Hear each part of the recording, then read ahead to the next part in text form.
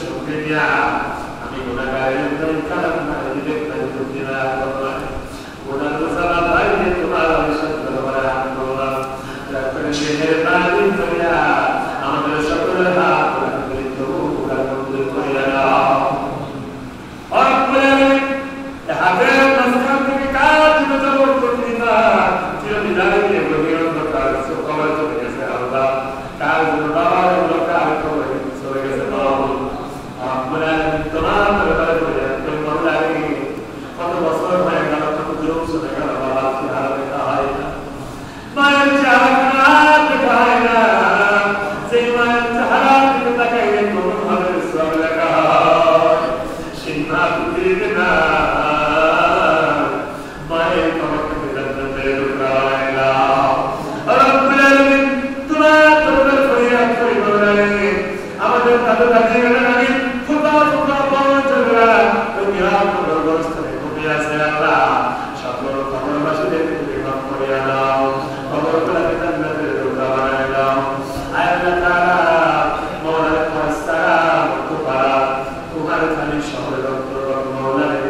এই মসজিদের আওতাধীন যত সদস্য আছে মওলা আজকে কোরআন শোনার জন্য যারা খতম পাঠিয়ে দেয় বসে রয়েছে মাহবুব তোমার বান্দা বান্দিরা তুমি দিও মওলা কার মনের কি দুঃখ বেদনা আমি জানি না জায়ের আশাগুলো তুমি পূরণ করিয়া দাও আল্লাহ তাআলা জিন্দেগীর সকল গুনাহ তুমি ক্ষমা করিয়া দাও রব্বুল আলামিন তোমার মেহেরবানি করিয়া এরপর তোমার কাছে আমাদের করিয়া দাও আল্লাহ তাআলা মাহফিলটাকে তুমি কবুল করিয়া নাও আল্লাহ তাআলা মাহফিলের যারা আয়োজন করো আর সোনার থেকে যারা দূরান্ত থেকে আসলো রব্বুল আলামিন তারা সাহায্যের হাত বাড়িয়ে দিলেন মওলা সকল তুমি কবুল আর মঞ্জুর করিয়া দাও মসজিদের ইমাম সাহেব মুহাদ্দিস সাহেব সহ আল্লাহ তাআলা কমিটিতে যারা রয়েছে সকলকে তুমি কবুল করিয়া দাও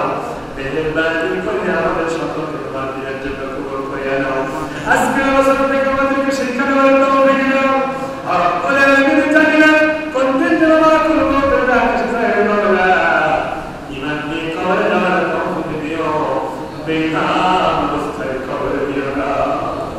পাঁচু বহুত পাতা শহরে চলে আসবে নাদানের মধ্যে ওই মুক্তার বরবার করে শব্দ করতে থাকবে পানি পানি তারা চাইতে থাকবে বাবা রব্বুল আলামিন